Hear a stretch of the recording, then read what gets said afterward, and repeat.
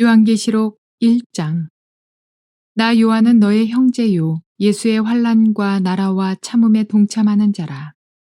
하나님의 말씀과 예수를 증언하였으므로 말미암아 밤모라 하는 섬에 있었더니 주의 날에 내가 성령에 감동되어 내 뒤에서 나는 나팔소리 같은 큰 음성을 들으니 이르되 네가 보는 것을 두루마리에 써서 에베소, 서머나, 버가모, 두아디라, 사대, 빌라델비아, 라우디게아 등 7 교회에 보내라 하시기로 몸을 돌이켜 나에게 말한 음성을 알아보려고 돌이킬 때에 7 금 촛대를 보았는데 촛대 사이에 인자 같은 이가 발에 끌리는 옷을 입고 가슴에 금띠를 띠고 그의 머리와 털의 희기가 흰 양털 같고 눈 같으며 그의 눈은 불꽃 같고 그의 발은 풀무불에 단련한 빛난 주석 같고 그의 음성은 많은 물소리와 같으며 그의 오른손은 7 별이 있고 그의 입에서 좌우에 날성검이 나오고 그 얼굴은 해가 힘차게 비치는 것 같더라.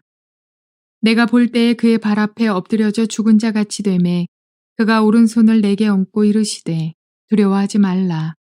나는 처음이요 마지막이니 곧 살아있는 자라. 내가 전에 죽었었노라.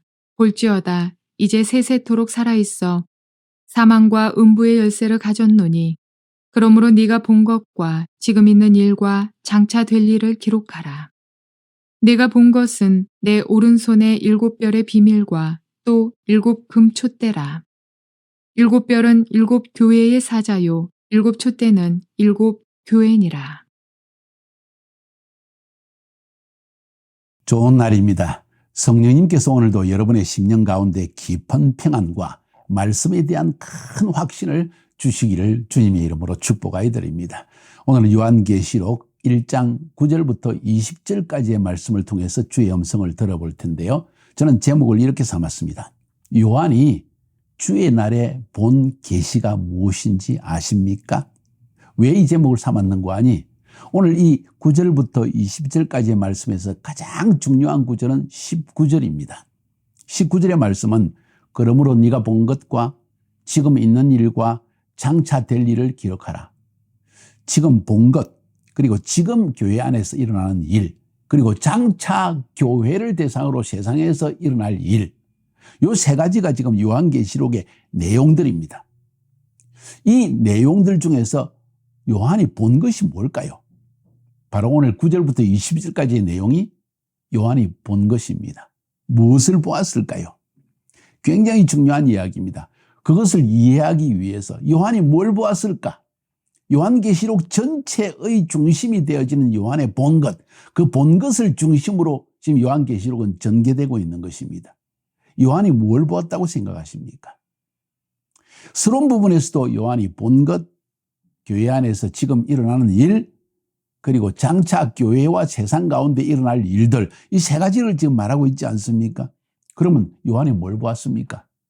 여러분 답이 뭐라고 생각하십니까? 요한은 지금요 하나님의 성전 안에 있습니다. 성전을 보았습니다. 그런데 그 성전은 그냥 성전이 아니라 지상에서는 하나님의 성전이지만은 하나님 나라에서는 하나님의 보좌입니다. 지금 보좌를 보았다는 거예요. 보좌에 앉으신 하나님, 오른편에 앉으신 예수님, 24장로, 천사들, 그리고 그 보좌에서 일어나는 7 인, 7 나팔, 7 대접의 이야기가 지금 핵심 내용입니다. 요한이 네가 본 것을 적으라 한 것은 본 것은 보좌를 본 것입니다.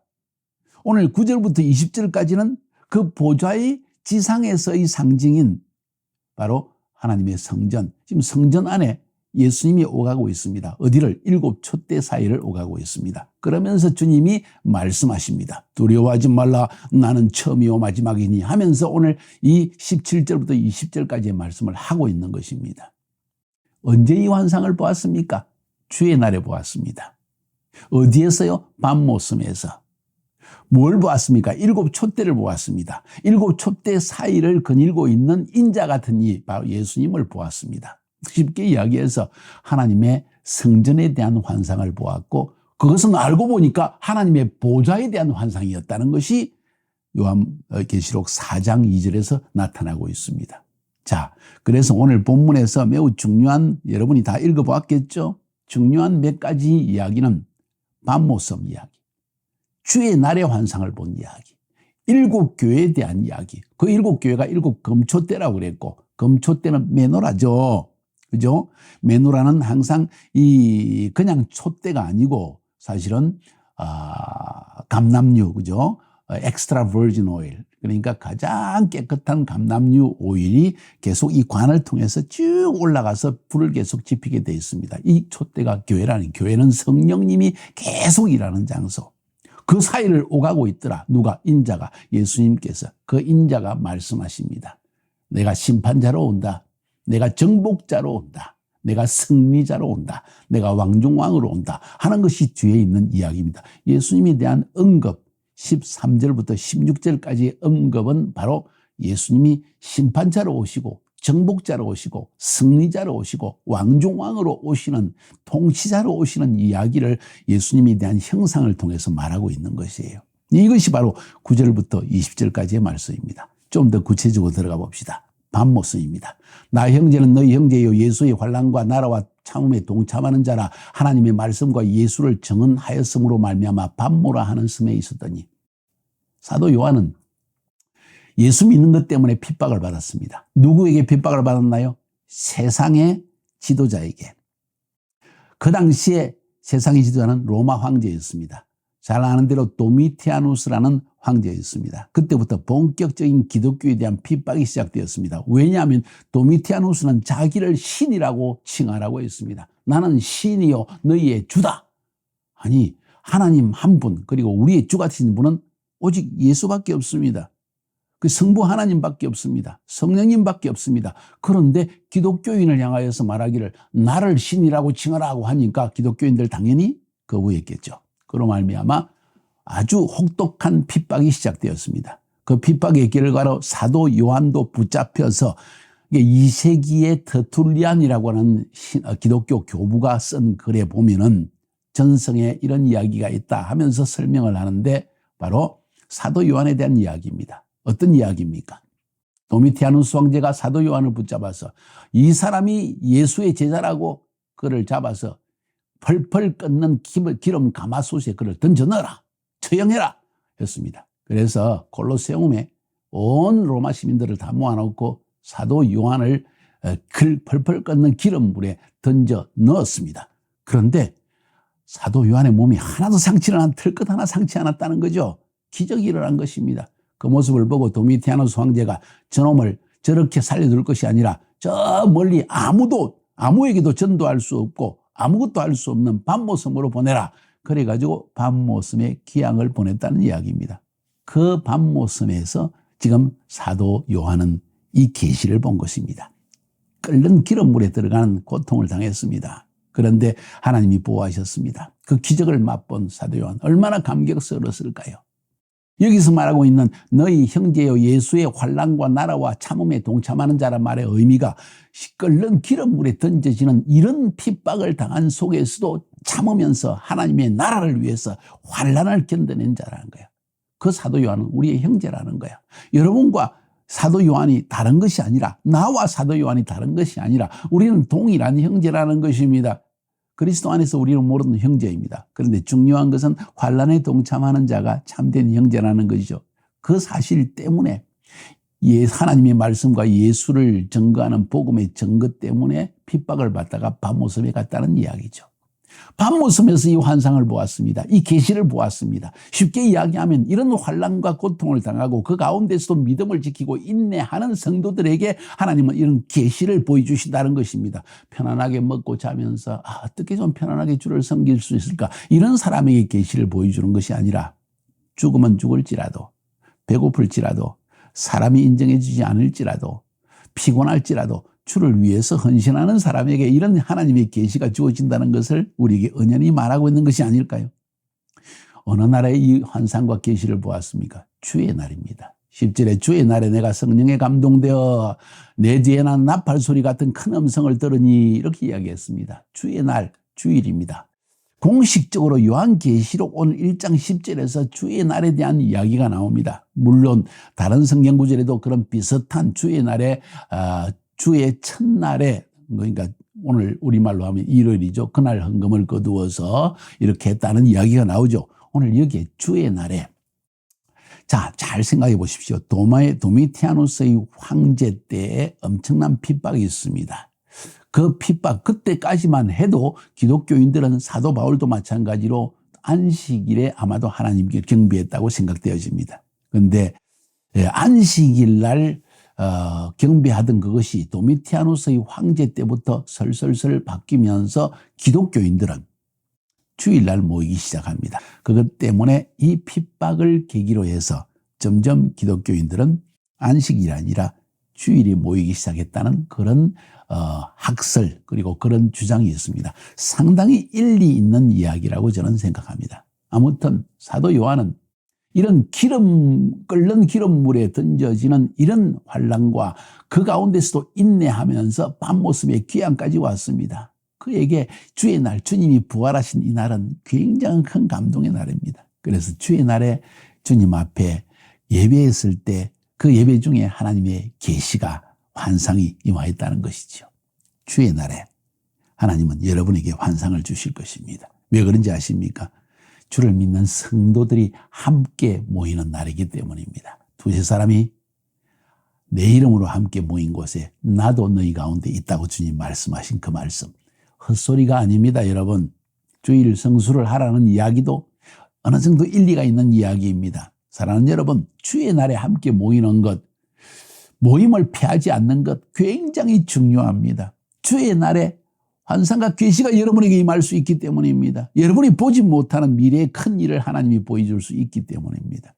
그 주의 날에 내가 성령에 감동되어서 내 뒤에 나는 나팔 소리 같은 큰 음성을 들으니 이르되 네가 본 것을 두루마리에 써서 에베소, 서무나, 버가모, 두아디라, 사데, 빌라델피아, 라오디게아 등 7교회에 보내라. 7은 충만한 숫자요. 다시 말해서 지상에 있는 교회에 이 메시지를 전해라. 주의 날에 너에게 준 메시지를 주중에 모든 하나님의 백성들에게 증거하라 하는 이야기를 지금 들려주고 있는 것입니다. 그런데 7교회가 뭐냐? 바로 7금초대라는 거예요. 그건 뒷부분에 보면 알 수 있죠. 네가 본 것은 내 오른손에 7별의 비밀과 또 7금초대라. 7별은 7교회의 사자요. 7초대는 7교회니라. 7교회, 7금초대 그 사이를 주님이 왔다 갔다 하는 이야기를 그 다음에 들려줍니다. 몸을 돌이켜 나에게 말한 음성을 알아보려고 돌이킬 때 7금초대를 보았는데 촛대 사이에 인자 같은 이가 발에 끌리는 옷을 입고 발에 끌리는 옷은 제사장의 옷입니다. 가슴에 검띠는 왕을 상징합니다. 그의 머리와 털의 희가 양털 같고 하나님의 지혜가 충만합니다. 거룩함이 있습니다. 눈 같으며 그의 눈은 불꽃 같고 그의 발은 풀무불에 단련한 빛난 주석 같고 심판자의 모습입니다. 주석, 동 이것은 심판을 상징합니다. 그의 음성은 많은 물소리 같으면 웅장한 왕의 위엄 있는 소리를 의미합니다. 오른손에 7별이 있고 그의 입에서 좌우에 날선 급이 나오니 하나님의 말씀은 심판하는 말씀이라는 거예요. 그 얼굴은 해가 힘있게 비치는 것 같더라. 왕이 말씀을 전하면 이 해가 온 세상을 덮어서 따뜻함을 주고 그리고 생기를 소생시키는 것 같은 그런 능력을 지금 말하는 것입니다. 한마디로 말하면 12절부터 16절까지는 하나님의 성전 사이를 오가는 예수님의 모습을 보여준데 그의 모습이 심판자의 모습이요, 정복자의 모습이요, 왕의 모습이요, 통치자의 모습이라는 것입니다. 그분이 지금 환상 중에 나타난 것입니다. 지금 사도 요한이 밤모습의 귀향을 가서 주의 날에 하나님의 계시를 받았는데 환상을 보았는데 그가 본 환상은 하나님의 성전에 대한 환상입니다. 그 성전 안에 보니까 7촛대가 있고 7촛대 사이를 예수님이 오가고 있더라는 겁니다. 그게 사실은 나중에 4장으로 넘어가면 하늘 보좌의 모습이더라는 거예요. 보좌에 앉으신 예수님께서 7촛대 사이를 오가고 있는 모습을 하나님께서 사도 요한에게 딱 보여주시더라는 것입니다. 우리가 일상에 살고 있지만은 하나님은 지금 지상에 있는 교회를 그의 보좌 위에 딱 올려놓고 보좌에 올라올 교회의 모습을 지금 보여주고 있는 것입니다. 여러분의 교회는 지금 어떤 모습을 지니고 있는 거 2장 3장에서 지금 있는 일을 보여줄 것입니다. 교회 안에서 일어난 일을 보여준다는 이야기지요. 그러면서 17절부터 20절까지 내가 볼 때 그의 발 앞에 엎드려 죽은 자같이 되며 그가 오른손을 내게 얹고 이르시되 두려워하지 말라. 나는 처음이요 마지막이라. 곧 살아있는 자라. 내가 전에 죽었으나 볼지어다 이제 세세도록 살아있어 사망과 음부의 연세를 가졌다. 나는 심판자의 권세로 온다는 것입니다. 그러므로 네가 본 것과 지금 있는 것과 장차될 일을 기록하라. 네가 본 것은 이것이다. 내 오른손에 7별의 비밀과 그 주님의 오른손에 7별이 있는데 그 비밀을 내가 지금부터 열어 제껴주겠다. 또 7금초대라 7별은 7교회의 사자요. 이게 원문대로 하면 천사라는 이야기입니다. 혹은 사자 다 되는 이야기입니다. 그러니까 하나님의 종, 목회자의 이야기도 될 수가 있습니다. 7촛대는 7교회라고 이야기했습니다. 다시 말해서 이 7금초대 메노라 사이를 오가고 있는 분이 누구야? 예수 그리스도라는 겁니다. 지금 사도 요한이 무엇을 보았다고요?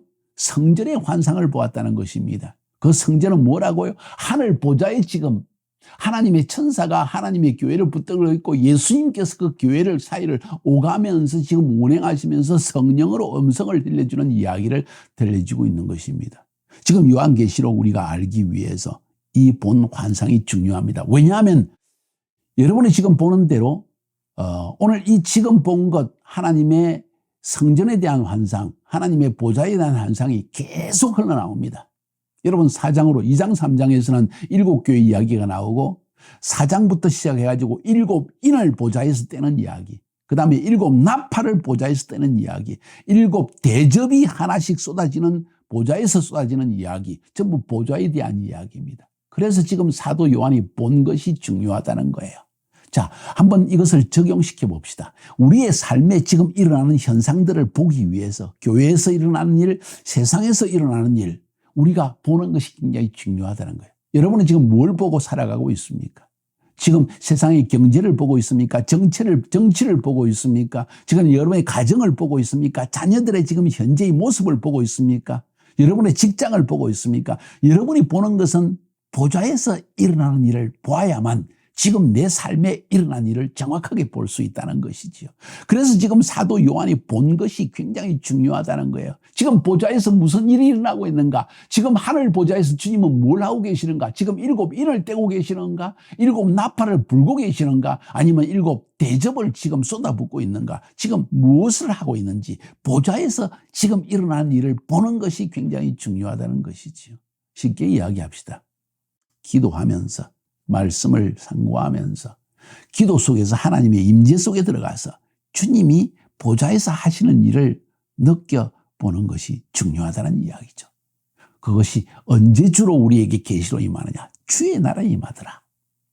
어디에서 받았느냐? 밤모섬 핍박을 받은 사람이 하나님의 말씀에 순종해서 복음을 증거하고 그 복음 때문에 핍박을 받을지라도 겸손하게 밤모성의 귀향까지 가서라도 오직 하나님을 섬기려고 하는 그런 마음의 중심이 있는 자에게 이 계시를 준다는 이야기가 아닐까요? 오늘 이것이 9절부터 20절까지의 요한이 본 것입니다. 요한계시록 전체의 첫 번째 부분, 요한이 본 것. 성전을 보았고 보좌를 보았습니다. 우리는 지금 이 땅에 살고 있지만 그것을 보면서 살아가야 합니다. 거기에서 일어나는 일을 쳐다보면서 살아가야 할 것입니다. 그래야만 주님 오실 때 떳떳하게 부끄러움 없이 담대하게 설 수 있을 것입니다. 승리하시기를 주님의 이름으로 축복하여 드립니다.